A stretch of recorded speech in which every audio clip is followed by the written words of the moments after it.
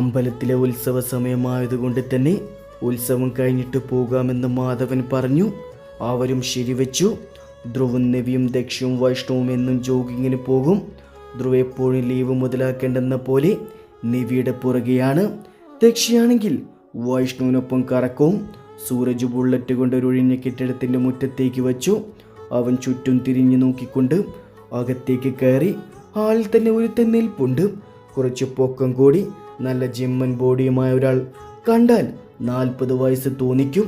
കറുത്ത ജുബയും പാൻറ്റുമാണ് വേഷം. അടുത്ത് കുറച്ച് ഗാർഡ്സ് ഉണ്ട്. ധർമ്മരാജ്. സൂരജ് അയാളെ നോക്കി തലകുനിച്ച് നിൽപ്പുണ്ട്. സമയം ഇനി അറിയാലോ, 2 ദിവസം. 2 ദിവസം. ഇത്രയും നാൾ ഇവിടെ ഒളിവിലായിരുന്നു. അവൾക്ക് വേണ്ടിയാ ഇത്രയും ദിവസം കാത്തത്. മറ്റന്നാൾ ഞങ്ങൾ പോകുമ്പോൾ അവൾ ഞങ്ങളുടെ കൂടെ വേണം. അവളെ കാണിച്ച് നീയും ഞാനും മേടിച്ചത് അറിയാലോ, 10 കോടിയാ.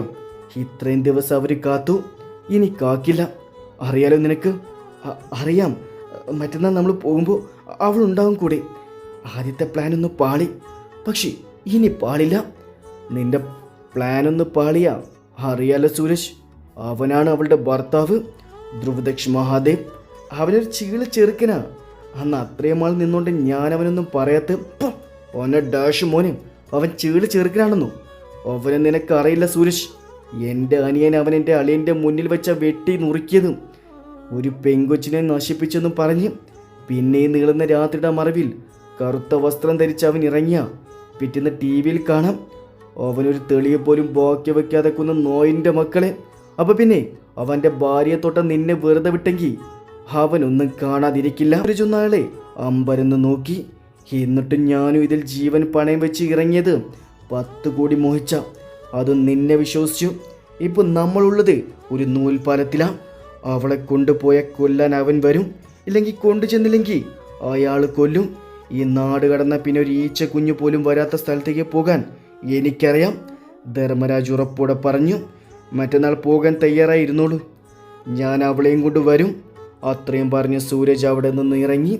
ധ്രുവും നവിയും വൈഷ്ണവും ദക്ഷയും ഉത്സവത്തിനിടാൻ തുണികൾ മേടിക്കാൻ പോയി.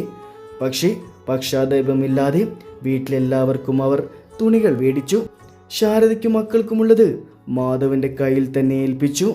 തലേ ദിവസമായതുകൊണ്ട് തന്നെ ഇന്ന് വൈകിട്ടിടാൻ ദക്ഷയും നവിയും ഒരേപോലത്തെയാണ് മേടിച്ചത്. കറങ്ങിയൊക്കെ കഴിഞ്ഞ് വൈകുന്നേരം അവർ ഒരുങ്ങാൻ കയറി. നവിയും ദക്ഷയും ഒരു റൂമിലാണ്. രണ്ടാളും ധാവണിയാണ് വേഷം. വളരെ സിമ്പിളായി ഒരുങ്ങിറങ്ങി. ദക്ഷിതിൻ്റെ ഗ്രീൻ കോമ്പിനേഷനാണ്. ആതിരയ്ക്കും വ്യതിക്കും ഇതിൻ്റെ ഗോൾഡ് മെറൂൺ കോമ്പിനേഷനാണ്. ധ്രുവും വൈഷ്ണവും അക്ഷമയോടെ കാത്തു നിൽക്കുവാണ് പുറത്ത്. രണ്ടാളും ചെറുതായി ഒന്ന് മിണ്ടി തുടങ്ങിയിട്ടുണ്ട്. മാധവനും ശരത്തും മക്കളും അവർ മേടിച്ച തുണി ഇടുമോ എന്നറിയില്ലായിരുന്നു. പക്ഷേ അവർ 4 പേരും അത് തന്നെയാണ് ഇട്ടത്. ശാരദയ്ക്ക് തുണിയുടെ വില കണ്ട് കണ്ണ് മഞ്ഞളിച്ചുകൊണ്ട് അതിട്ടത്. എല്ലാവരും ഇറങ്ങി. അവർ മാത്രം എന്താ ഇറങ്ങാത്തെ? നാത്തുമാരല്ലേ, 10 മണിക്ക് പോണെങ്കിൽ 7 മണിക്ക് ഒരുങ്ങാൻ പറയണം. എന്നാലേ 11 മണിക്കെങ്കിലും ഇറങ്ങൂ. അവൻ ഗൗരവത്തോടെ തന്നെ പറഞ്ഞു. ധ്രുവിനെ കണ്ട ആതിരയ്ക്കും വേദിക്കും നിവിയുടെ ചെറുതായി കുശുമ്പ് തോന്നി. അത്രയ്ക്കും ഭംഗിയുണ്ടായിരുന്നു അവന്. ദേ മക്കള് വരുന്നു. എല്ലാവരും അങ്ങോട്ടേക്ക് നോക്കി വാ പൊളിച്ചു. പിള്ളേര് നല്ല ഭംഗിയായിരുന്നു കാണാൻ. അതേപോലെയായിരുന്നു അവരും. വൈഷ്ണവിനെയും ധ്രുവിനെയും വായും തുറന്ന് നോക്കുന്നുണ്ട്. കൂട്ടത്തിലും മറ്റുള്ളവർ അവർ മേടിച്ച് ഡ്രസ്സ് ഇട്ടേക്കുന്ന കണ്ടതും ഒന്ന് അമ്പരന്നു. നിന്റെ ചേട്ടൻ എത്രയും ഭംഗിയുണ്ടായിരുന്നു നിവി. നിന്റെ ചേട്ടനോ? ദൈവമേ, അമ്പലത്തിൽ പോയി നന്നായി വായി നോക്കിയാനിരുന്നതാ. ഇനി ഇവരാരെങ്കിലും കുത്തുന്നത് നോക്കി നടക്കേണ്ടി വരുമല്ലോ ദക്ഷി. അയ്യോ, അത് ശരിയാണല്ലോ. പോകാം മക്കളെ. ആ ചോദ്യത്തിലാണ് എല്ലാവരും ഒന്ന് ഞെട്ടി പരിസരബോധത്തിൽ വന്നത്. ധ്രുവ് നവിയെ നോക്കി ഒന്ന് സൈറ്റ് അടിച്ചു. അവൾ ആരെയും കണ്ടോ എന്ന് വെപ്രാളത്തിൽ നോക്കി. ആരും കണ്ടില്ലെന്നറിഞ്ഞതും അവനൊന്ന് കൂർപ്പിച്ചു നോക്കി. അപ്പോഴേക്കും അവളുടെ മുഖമാകെ ചുവന്നിട്ടുണ്ടായിരുന്നു. നിങ്ങൾ ഇറങ്ങിക്കും മോനെ, ഞങ്ങളൊരു ഓട്ടോയിൽ വരാം. അതിൻ്റെ ആവശ്യം എന്താ? വൈഷ്ണവിൻ്റെ കാറിൽ എല്ലാവരും കൂടെ ഇരുന്ന് ഇറങ്ങണ്ടല്ലോ. അതാണു കാര്യം. ഞങ്ങളുടെ കാർ ഡ്രൈവർ താഴെ കൊണ്ടിട്ടിട്ടുണ്ട്. ഇവിടെ കൊണ്ടുവന്നിനെ വളയ്ക്കേണ്ടെന്ന് കരുതി. ഒരു കാര്യം ചെയ്, നവിയുടെ അനിയത്തിമാർ വൈഷ്ണവിൻ്റെയും ദക്ഷിക്കൊപ്പം വരട്ടെ. നിങ്ങൾ ഞങ്ങളുടെ കാറിൽ വന്നോ? മാധവ് ജാളതയോടെ അവരെ നോക്കി. ഇവിടെ നിന്ന് സമയം പോകും, അവിടെ എല്ലാം കഴിയും. വണ്ടിയിൽ കയറിക്ക്. മാധവൻ ശാരദയെ നോക്കി. ശാരദ ഒന്നും മിണ്ടാതെ വണ്ടിയിൽ കയറി. പത്രാസോടെ നാട്ടുകാരുടെ മുന്നിൽ ചെന്ന് ഇറങ്ങാലോ. അമ്പലത്തിലേക്ക് എത്തിയതും കാർ പാർക്ക് ചെയ്ത് അവർ കാറിൽ നിന്നും ഇറങ്ങി. എല്ലാവരും ശ്രദ്ധിക്കുന്നുണ്ടായിരുന്നു. അപ്പോഴേ ദക്ഷിയും നിവിയും ഒന്നായി. രണ്ടാളും മുന്നോട്ട് നടന്നു. രണ്ടാളും ഒന്ന് നിന്നേ. എന്റെ ശബ്ദം കേട്ട് സ്വിച്ചിട്ട പോലെ നിന്നു രണ്ടും. എന്തെന്നറിയാൻ ബാക്കിയുള്ളവരും അവരെ നോക്കി. തിരക്കാണ്, രണ്ടാളും കൈവിട്ട് നൂൽവിട്ട പട്ടം പോലെ ആകരുത്. പിന്നെ എപ്പോഴും ഞങ്ങൾക്ക് തിരക്കാൻ പറ്റിയെന്ന് വരില്ല, സൂക്ഷിക്കണം കേട്ടല്ലോ. എല്ലാവരും നോക്കി നിന്നു. അവൻ്റെ ഉപദേശവും അത് കുഞ്ഞുങ്ങളെ പോലെ കേട്ടു നിൽക്കുന്ന ദക്ഷിയും നിവിയും. അച്ഛനമ്മയും ഒന്നുമില്ലാത്തതാ, സൂക്ഷിക്കണേ. അവൻ്റെ വാത്സല്യം ഭാവം എല്ലാവരും നോക്കി നിന്നു പോയി. ഞാനുണ്ടല്ലോ മോനെ, ഞാൻ നോക്കിക്കോളാം. അങ്ങനെയല്ല, അച്ഛനമ്മയും ഉണ്ടേ കടയിലും മറ്റും അവരുടെ കയ്യിൽ പിടിച്ച് നടക്കും. അവർ ഇവരുടെ പുറകെ ഓടി നടക്കും. ഇതിപ്പോൾ അവരില്ലാത്തതുകൊണ്ട് ഇവർ ഒറ്റയ്ക്കാണ് നടക്കുക, അതാ. മാധവ് ഒന്ന് പുഞ്ചിരിച്ചു. വേദന കലർന്ന ചിരി. ധ്രുവ് പേസ് എടുത്ത് അതിൽ നിന്നും കുറച്ച് പൈസ നിവിക്കും ദക്ഷിക്കും നൽകി. രണ്ടാളും കൈ നീട്ടി മേടിച്ചു. നന്നായി ഒന്ന് ചിരിച്ചു. ധ്രുവിത് നോക്കിയെന്ന് വേദികയുടെയും മാരുതിയുടെയും അടുത്ത് ചെന്നു. രണ്ട് കൈ കൊണ്ട് രണ്ടു പേർക്കു നേരെ പൈസ നീട്ടി. രണ്ടാളും എന്ത് ചെയ്യണമെന്നറിയാതെ നോക്കി. മോനെ, അവർക്കുള്ളത് ഞാൻ മേടിക്കാം. ഇവരെൻ്റെ അനിയത്തിമാർ തന്നെയാ. അവർക്ക് കൊടുത്ത പോലെ ഇവർക്കും കൊടുക്കുന്നു. ഇവർക്ക് സ്വാതന്ത്ര്യത്തോടെ വല്ലതും മേടിക്കണ്ടേ? അവൻ ഗൗരവത്തിൽ തന്നെ പറഞ്ഞു. മേടിച്ചു. അവരെ നോക്കി അവൻ പറഞ്ഞു. എല്ലാവരും നമ്പരെന്ന് പോയി. ധ്രുവിൻ്റെ മാറ്റം. ദക്ഷിക്കിളി പറന്നൊക്കെ നോക്കി നിൽക്കുന്നുണ്ട്. വൈഷ്ണവ് അത് കണ്ട് കണ്ണ് നിറച്ച് നിന്നപ്പോൾ നിവിക്കൊരു കുസൃതി തോന്നി. നിവി അവൻ്റെ അടുത്ത് ചെന്ന് പോക്കിൽ നിന്നും പേഴ്സ് എടുത്ത് കുറച്ച് പൈസ എടുത്തു. അവൻ മിഴിച്ചു നോക്കിപ്പോയി. ആദ്യമായാണ് ഒരു രൂപ പോലും തൻ്റെന്ന് വാങ്ങിയിട്ടില്ല, അറിഞ്ഞു കൊടുത്തിട്ടില്ല. എല്ലാവരും ഒന്ന് ഞെട്ടി. നിവേദ്യ, ധ്രുവ് ശാസിനോട് വിളിച്ചു. എൻ്റെ ചേട്ടനല്ലേ, പിന്നെന്താ? നിവി മുഖം കൂർപ്പിച്ച് പറഞ്ഞു. വൈഷ്ണുവിൻ്റെ കണ്ണുകൾ വിടർന്നു. എൻ്റെ ചേട്ടനില്ല എന്ന ചോദ്യം മനസ്സിൽ 100 വട്ടം കേൾക്കുന്ന പോലെ. നിവി കുറച്ച് ദക്ഷിക്കും നീട്ടി. പിന്നെ ആതിരയ്ക്കും വേദിയയ്ക്കും കൊടുത്തു. അവരെ നോക്കി അവളൊന്ന് പുഞ്ചിരിച്ചു. എന്നിട്ട് വൈഷ്ണവിൻ്റെ കയ്യിൽ തിരിച്ച് പേസ് കൊടുത്തു. എന്നിട്ട് ദക്ഷിയും കൊണ്ട് അമ്പലത്തിലേക്ക് പോയി. ചേട്ടനെന്ത് പറ്റി? അത് പിന്നെ നമ്മൾക്ക് പൈസ തരുമ്പോൾ അവരുടെ മുഖം ശ്രദ്ധിച്ചോ? ഒരുമാതിരി ആയില്ലേ? എത്ര ദുഷ്ടകളായിരുന്നാലും നമുക്കത് കണ്ടില്ലെന്ന് നടിക്കാൻ പറ്റില്ലല്ലോ. എങ്കിൽ പിന്നെ നമ്മൾ അവരും തമ്മിൽ എന്താ വ്യത്യാസം? അപ്പോൾ വൈഷ്ണവേട്ടൻ്റെ അടുത്ത് മിണ്ടിയതോ? നിന്റെ ചേട്ടൻ വേറെ ആരോടും അധികം മിണ്ടില്ലല്ലോ. അതുകൊണ്ട് ഞാൻ കരഞ്ഞു കാല് പിടിച്ചു.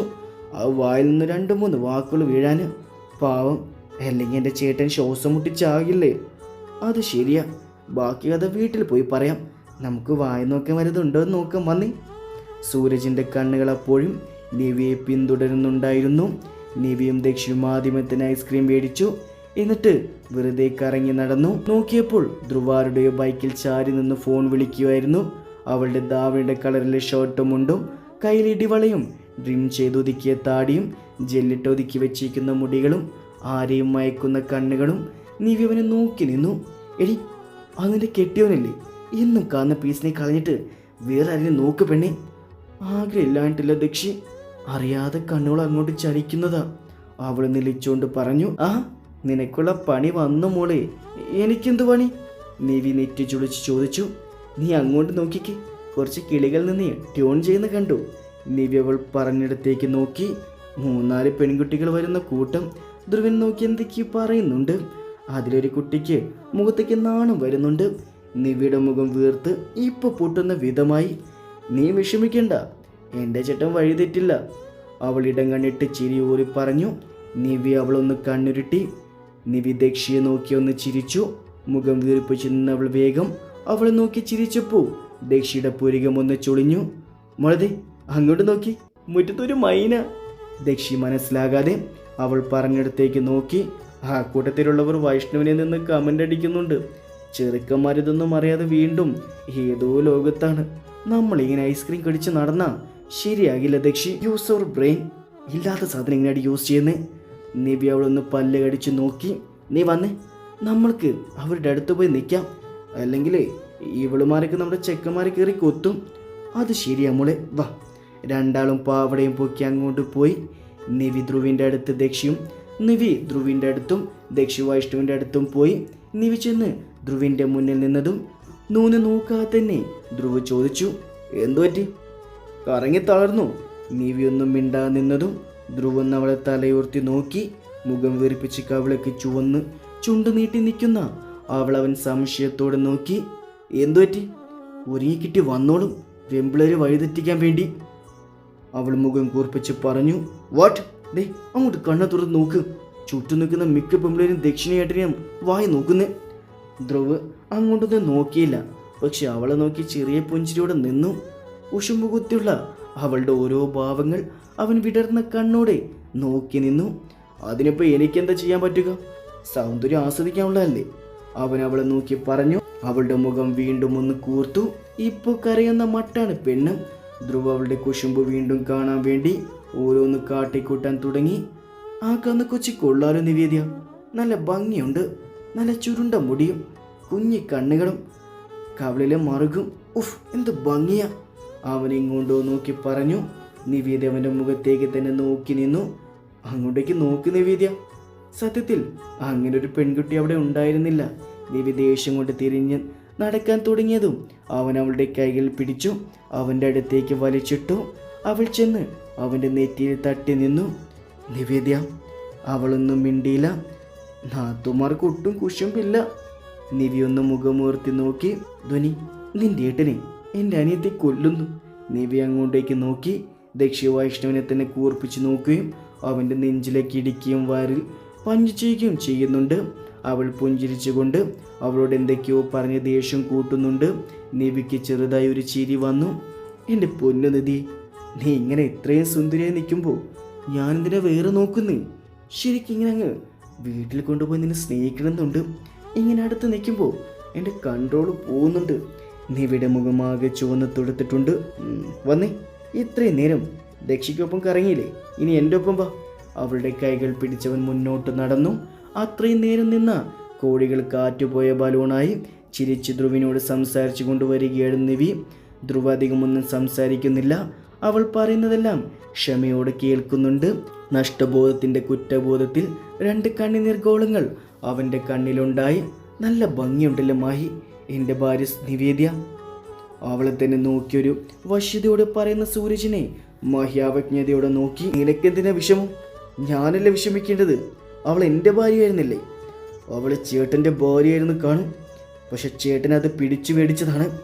ഞാൻ പ്രണയിച്ചവളും ഇപ്പോഴും വീണുടാത്ത വിഗ്രഹം പോലെ എൻ്റെ ഹൃദയത്തിൽ സൂക്ഷിക്കുന്നവൾ, നിങ്ങൾ ഒരാൾക്കാരൻ്റെ മുന്നിൽ നിന്നും അകന്നു മാറിയവൾ, ഇന്ന് എനിക്കൊപ്പം എൻ്റെ പ്രാണനായി ജീവിക്കേണ്ടവൾ നിങ്ങളുടെ സ്വാർത്ഥത കാരണം നഷ്ടമായിരിക്കുന്നു. അവൻ ഹൃദയത്തിൽ കുമിഞ്ഞു നിൽക്കുന്ന വേദനയോട് പറഞ്ഞു. പക്ഷേ അവൻ്റെ തൊട്ടുപുറകിൽ ആതിരതെല്ലാം കേൾക്കുന്നുണ്ടായിരുന്നു. നിവി ധ്രുവിൻ്റെ പുറകെ നടന്നു. കുപ്പിവളകളും കമ്മലും കുഞ്ഞുങ്ങളുടെ ബലൂണുമെല്ലാം വാങ്ങിക്കൂട്ടി. ധ്രുവിതെല്ലാം അകമെ ചിരിച്ചും പുറമെ ഗൗരവത്തോട് നോക്കി നിൽക്കുന്നുണ്ട്. അവസാനം ഒരു കൂളിംഗ് ഗ്ലാസ് നോക്കി അതെടുത്ത് മുഖത്ത് വെച്ചു. എന്നിട്ട് ധ്രുവിനെ നോക്കി. ധ്രുവ് സൂപ്പർ എന്ന് കൈകൊണ്ട് കാണിച്ചു. പിന്നെ കുറേ പലഹാരങ്ങളും മറ്റും മേടിച്ചു. അതെ, കുറേ നേരമായി, പോയാലോ? പോകാം, നമുക്ക് ദക്ഷിയെ വിളിച്ച് ബജ്ജി കൂടി കഴിച്ചിട്ട് പോകാം. ഓക്കെ. നിവിയും ധ്രുവും ദക്ഷിയെ തപ്പി തുടങ്ങി. അവിടെ നേരത്തെ തന്നെ ബജ്ജി കടയിലെത്തിയിട്ടുണ്ട്. നേരത്തെ എത്തിയോ? പിന്നല്ലാണ്ട്. വൈഷ്ണവേട്ട, ചേട്ടൻ്റെ പെങ്ങൾക്ക് കൂടി ഒന്ന്. വൈഷ്ണവ് പുഞ്ചിരിച്ചുകൊണ്ട് പാനിപ്പൂരി 2 മേടിച്ചു. നിവി അത് മേടിച്ചു മനസ്സില്ല മനസ്സോടെ കഴിച്ചു തുടങ്ങി. ധ്രുവിന് നേരെ നീട്ടി. അവൻ വേണ്ടെന്ന് പറഞ്ഞു. ധ്രുവ് കടയിലേക്ക് കയറി ബജ്ജി മേടിച്ചു. മുളക് ചമ്മന്തിയുമുണ്ട്. ധ്രുവി നിവിയുടെ കയ്യിൽ നിന്നും പാനിപ്പൂരി മേടിച്ചു. ബജ്ജി അവളുടെ കയ്യിൽ കൊടുത്തു. എന്തിനാ നിവി, ഇഷ്ടമെങ്കിൽ കഴിക്കുന്നേ. ഇഷ്ടമുള്ളത് എന്തെന്ന് പറഞ്ഞാലേ മറ്റുള്ളവർക്ക് അറിയാൻ പറ്റൂ. നിവി അവനെ നോക്കിയൊന്ന് എളിച്ച്. അപ്പോഴാണ് വൈഷ്ണവിന് ദക്ഷിക്കും മനസ്സിലായത് ആൾക്ക് പാനിപ്പൂരി ഇഷ്ടമല്ലെന്ന്. നിവി ബജ്ജി മുളക് ചമ്മന്തിയിൽ മുക്കി കണ്ണുകൾ അടച്ച് വായിൽ വെച്ച് ആസ്വദിച്ച് കഴിച്ചു. അത് കഴിക്കുന്നത് കണ്ടപ്പോഴേ ധ്രുവിനുൾപ്പെടെ 3 ചെറിയ കൊതി വന്നു. അത്രയും ഭംഗിയായാണ് അവൾ കഴിക്കുന്നതെന്ന് തോന്നിപ്പോയി. പിന്നെ 4 പേരും അത് കഴിക്കാൻ തുടങ്ങി. 4 പേരും വീട്ടിൽ പോകാൻ കാറിൻ്റെ അടുത്തേക്ക് വന്നു. അപ്പോഴേക്കും വൈഷ്ണവ് മാധവിനെയും വിളിച്ചു വരുത്തിയിരുന്നു. നിവിക്കും ദക്ഷിക്കും ചെറുതായി ഉറക്കം വന്നു തുടങ്ങിയിരുന്നു. വൈഷ്ണവ്, മാഹി വിളിക്കുന്ന കേട്ട് എല്ലാവരും തിരിഞ്ഞു നോക്കി. വൈഷ്ണവ് അവനെ നോക്കി പുഞ്ചിരിച്ചു. നിങ്ങളൊക്കെ പോകുവാണോ? അതെ, പോകുക. ദേ, ഇവർക്കൊക്കെ ഉറക്കം വന്ന് തുടങ്ങി. മാഹി നോക്കുമ്പോൾ നിവി ധ്രുവിൻ്റെ കൈ ചുറ്റിപ്പിടിച്ചു തല ചാച്ചു നിൽക്കുവാണ്. ഒരു നിമിഷം അവൻ്റെ നോട്ടം അവളിൽ തങ്ങി നിന്നു പോയി. എന്താ? മഹേഷ് ഒന്ന് പതറി അവനെ നോക്കി. അല്ല, ഞങ്ങൾ ഇറങ്ങുക. നാളെ വരില്ല നിങ്ങൾ? വരും. അപ്പോൾ നാളെ കാണാം. മാഹി ഒന്നുകൂടെ നിവിയെ നോക്കി തിരിഞ്ഞു നടന്നു. ധ്രുവ അപ്പോഴേ മുഖം കൂർപ്പിച്ച് കാറിൻ്റെ അടുത്തേക്ക് പോയി. വീട്ടിലെത്തിയപ്പോൾ നല്ല താമസിച്ചുകൊണ്ട് തന്നെ എല്ലാവരും റൂമുകളിൽ പോയി. നിവി ചെന്ന ഉടനെ തുണിയൊന്നും ഊരാതെ കട്ടിലിൽ കിടന്നു. നിധി എണീറ്റ് തുണിയൊക്കെ മാറിക്ക്. ദക്ഷു പോയി ഫ്രഷായി വാ, എന്നിട്ട് ഞാൻ മാറാം. അയ്യടാ, അതൊക്കെ മനസ്സിൽ വെച്ചാൽ മതി, ഞാൻ വരുമ്പോഴേക്ക് ഉറങ്ങാനല്ലേ, നടക്കില്ല മോളെ. ധ്രുവ അവളുടെ അടുത്തേക്ക് പോയിരുന്നു. എണീക്ക് നിധി, ഇപ്പൊ വന്നൊരു വാക്ക് പറഞ്ഞാൽ കേൾക്കില്ല. നിവി മുഖം വീർപ്പിച്ചെഴുന്നേറ്റു. ധ്രുവ അവളുടെ വളയൊക്കെ ഊരി തുടങ്ങി. ആദ്യ ആഭരണങ്ങൾ ഊരിക്കൊടുത്തു, പിന്നെ തലമുടി പിരുത്തു. ഷാളിലെ പിന്നഴിക്കാൻ തുടങ്ങിയതും അവളൊന്ന് പിടഞ്ഞു. ബാക്കി ഞാൻ ചെയ്തോളാം. ദക്ഷ പോയി ഫ്രഷായി.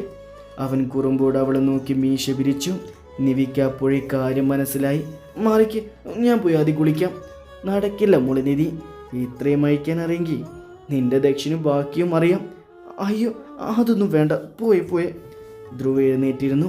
അവളെ വേഗം പൊക്കിയെടുത്തു. ദക്ഷ് എന്തായി കാണിക്കുന്നേ? നീ കാണാത്തൊന്നുമല്ലല്ലോ. അയ്യോ വാഷല്. അതേലോ, ഞാൻ എൻ്റെ ഭാര്യയെ കുളിപ്പിക്കാൻ പോകുക. നമ്മൾ ഒത്തു കുളിച്ചിട്ടും എൻ്റെ വിശപ്പ് തീർത്തിട്ട് സുഖമായിട്ട് ഉറങ്ങും.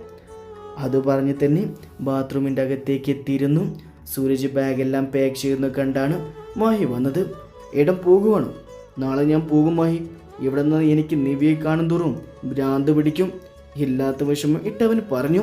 ചേട്ടൻ ശരിക്കും അവളെ സ്നേഹിച്ചിരുന്നു. അവളോട് പ്രണയമായിരുന്നു. അനിയൻ്റെ പെണ്ണാണെന്ന് മനസ്സിൽ പറഞ്ഞ് പഠിപ്പിച്ചതാ. പക്ഷെ കഴിഞ്ഞില്ല. അവസാന നിമിഷം കൈവിട്ടു പോയപ്പോൾ എനിക്ക് നിയന്ത്രിക്കാൻ പറ്റിയില്ല. എങ്ങനെയും സ്വന്തമാക്കിയാൽ മതിയെന്ന് തോന്നി. അതന്ന് മദ്യത്തിൻ്റെ പുറത്ത് ഞാൻ സൂരജ് ഇല്ലാത്ത കണ്ണുനീർ ഒഴുക്കി പറഞ്ഞതും മഹി ഒരു മരവിപ്പോടെ നിന്നു. ഇന്ന് ഉത്സവത്തിൻ്റെ കൊടിയിറക്കമാണ്. നിവിയും ദക്ഷിയും റൂമിൽ കയറി ഒരുങ്ങാൻ തുടങ്ങിയിട്ടുണ്ട്. മണിക്കൂറുകളായി ധ്രുവും വൈഷ്ണവും പുറത്ത് വാച്ച് നോക്കി നിന്നു മടുത്തു തുടങ്ങി. മാധവനും ശാരദയും മക്കളും നേരെ അമ്പലത്തിൽ പോയി. ഇവരെന്തിനാ ഇത്രയും താമസിക്കുന്നേ? കുറെ നേരമായല്ലോ. ധ്രുവ ക്ഷമ കെട്ട പോലെ നിവിയുടെ ഫോണിൽ വിളിച്ചു. 5 മിനിറ്റ് ഞാൻ നോക്കും. 2 ഇറങ്ങി വന്നില്ലേ നമ്മളിവിടെ കളഞ്ഞിട്ട് പോകും. പിന്നെ 2 കൂടി ഒറ്റയ്ക്ക് നടന്നു വരേണ്ടി വരും, കേട്ടല്ലോ. ഫോൺ എടുത്ത് ഹലോ ഒന്ന് പറയാൻ നിൽക്കാതെ ധ്രുവ ദേഷ്യത്തോടെ ഇത്രമാത്രം പറഞ്ഞ് കോൾ കട്ട് ചെയ്തു. 5 മിനിറ്റ് ആകും മുന്നേ തന്നെ 2 കൂടി പുറത്തേക്ക് വന്നു. അത്ര നേരം കള്ളദേശത്തിൻ്റെ മുഖം മൂടി അണിഞ്ഞു നിന്ന ധ്രുവിൻ്റെയും വൈഷ്ണവിൻ്റെയും കണ്ണുകൾ വിടർന്നു. മജന്ത പട്ടി സാരി എടുത്തു, മുല്ലപ്പൂക്കൾ ചൂടി ഭംഗിയായി ഒരുങ്ങി വരുന്നവർ ശരിക്കും ദേവീരൂപമായി പ്രകാശിച്ചു വരുന്ന പോലെ തോന്നി. ധ്രുവും വൈഷ്ണവും അതേ നിറത്തിലെ ഷർട്ടും മുണ്ടുമാണ്. തങ്ങളെ തന്നെ നോക്കി നിൽക്കുന്ന തൻ്റെ പാതികളെ നിവിയും ദക്ഷിയും ഒന്ന് സൈറ്റടിച്ച് കാണിച്ചു. ഇത്തവണ ചിരി കടിച്ചു പിടിച്ച ചെക്കന്മാരാണ്. വായ്നോട്ടൊക്കെ തീർന്നെങ്കിൽ നമുക്ക് അമ്പലത്തിൽ പോയാലോ? വൈഷ്ണവൊന്ന് പുഞ്ചിരിച്ച് അവൻ്റെ കാറിൽ കയറി. ദക്ഷ അവനൊപ്പം കാറിൽ കയറി.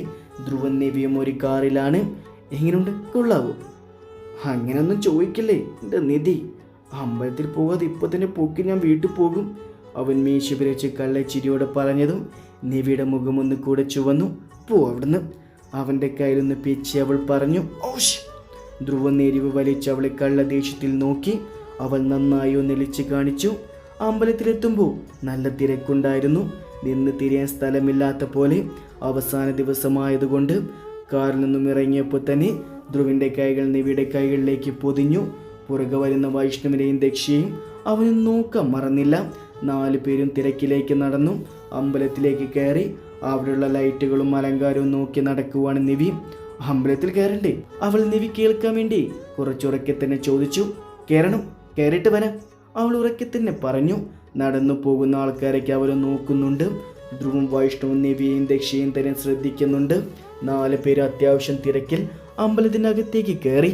മനസ്സുരുകി ഭഗവാനോട് പ്രാർത്ഥിച്ചു. പുറത്തേക്കിറങ്ങുമ്പോൾ 4 പേരുടെ മുഖം നന്നായി പ്രകാശിച്ചിരുന്നു. പുറത്തിറങ്ങിയ ഓരോ കാഴ്ചകളും ആസ്വദിച്ച് അവർ നടന്നു.